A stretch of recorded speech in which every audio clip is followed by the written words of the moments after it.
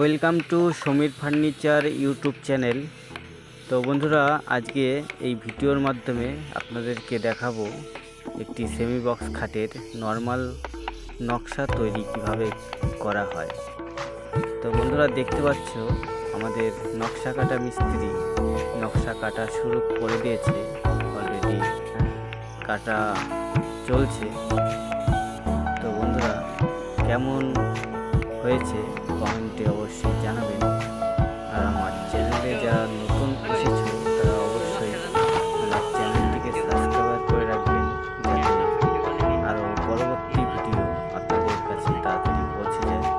তো বন্ধুরা দেখুন, আর ভালো লাগলে শেয়ার করে রাখবেন। তো বন্ধুরা দেখতে থাকুন।